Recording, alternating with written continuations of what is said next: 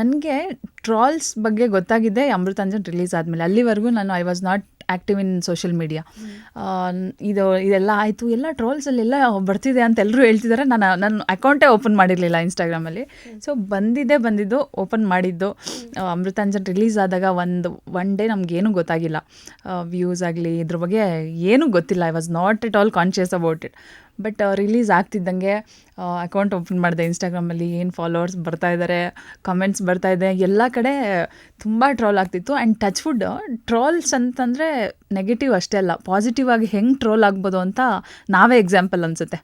ಎಲ್ಲ ಪೇಜಲ್ಲೂ ನಾವೇ ಇರ್ತಾಯಿದ್ವಿ.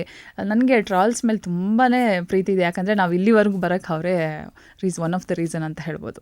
ಏನಂದರೆ ನಾನು ತುಂಬ ಪ್ಯಾಂಪರ್ಡ್ ಆಗಿ ನನ್ನ ಬೆಳೆಸಿದ್ದು. ನಾನು ಹೇಳಿದ್ನಲ್ಲ, ಮನೇಲಿ ನನ್ನ ಅಪ್ಬ್ರಿಂಗಿಂಗ್ ಹೆಂಗಿತ್ತು ಅಂದರೆ, ಹುಡುಗಿರು ನಮ್ಮ ಮನೆಗೆ ಬಂದರೆ ನಮ್ಮ ಅಜ್ಜಿ ಕರ್ಕೊಂಡೋಗಿ ನಿನ್ನ ಮಾರ್ಬಿಡ್ತಾರೆ ಹುಷಾರು, ಆ ಥರ ಬೆಳೆಸಿರೋದು ನಮ್ಮನ್ನು. ಸೊ ನಾನು ಬಂದು ಕಂಪ್ಲೀಟ್ಲಿ ಲೈಕ್ ಆಪೋಸಿಟ್ ನನಗೆ ಇಂಡಸ್ಟ್ರಿ ಅಂತ ಹೇಳ್ಬೋದು. ತುಂಬ ಎಕ್ಸ್ಟ್ರೋವರ್ಡ್ಸಿಗೆ ತುಂಬ ಚೆನ್ನಾಗಿರುತ್ತೆ. ಬಟ್ ನನ್ನಂಥ ಇಂಟ್ರೋವರ್ಡ್ಸ್ಗೆ ಮಿಂಗಲ್ ಆಗೋದು ಸ್ಟಾರ್ಟಿಂಗ್ ಟ್ರಬಲ್ ಅಂತ ಹೇಳ್ತಾರಲ್ಲ, ಹಾಗೆ ಸ್ಟಾರ್ಟಿಂಗಲ್ಲಿ ಸ್ವಲ್ಪ ಅಡ್ಜಸ್ಟ್ ಆಗೋದು ಕಷ್ಟ ಆಗುತ್ತೆ. ಸೊ ನಮಗೆ ಸಡನ್ನಾಗಿ ಕರ್ಕೊಂಬಂದ್ಬಿಟ್ಟು ಹಿಂಗೆ ಫೀಲ್ಡಲ್ಲಿ ಹಿಂಗೆ ಬಿಟ್ಬಿಟ್ಟು ಫುಲ್ ಪ್ರಪಂಚ ನೋಡು ಅನ್ನೋ ಥರ ಇತ್ತು.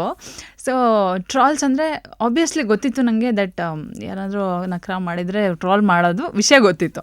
ಬಟ್ ನಮಗೆ ಹೆಂಗೆ ಎಷ್ಟು ಪ್ರೀತಿ ಕೊಟ್ಟರು ಟ್ರಾಲ್ಸ್ ಅವರು ಅಂತಂದರೆ ಸೋಷಿಯಲ್ ಮೀಡ್ಯಾದಲ್ಲಿ. ಫಾರ್ ಎಕ್ಸಾಂಪಲ್, ಇವಾಗ ನಾವು ಸ್ಟಾರ್ಟಿಂಗಲ್ಲಿ ಬಂದಾಗ ನಾವು ಜಾಸ್ತಿ ಮಾಡರ್ನ್ ಡ್ರೆಸ್ ಆ ಥರ ಎಲ್ಲ ಹಾಕ್ತಾ ಇರಲಿಲ್ಲ.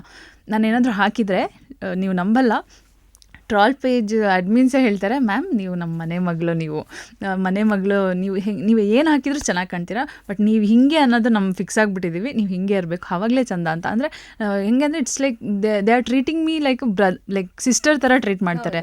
ನನಗೆ ಒಂಥರ ನೀವು ಕರೆಕ್ಟ್ ಅಲ್ವಾ, ಅವ್ರು ಹೇಳೋದ್ರಲ್ಲಿ ಏನು ತಪ್ಪಿದೆ ಅಂತ ನಾನು ಅದನ್ನು ಫಾಲೋ ಮಾಡ್ತೀನಿ. ಸೊ ಅಷ್ಟೊಂದು ಪ್ರೀತಿ ಟ್ರಾಲ್ಸ್ ಅವರಾಗಲಿ ಜನರಾಗಲಿ ಕೊಡೋದು ಇಟ್ಸ್ ಅ ಗ್ರೇಟ್ ಥಿಂಗ್ ಅಂತ ಹೇಳ್ಬೋದು.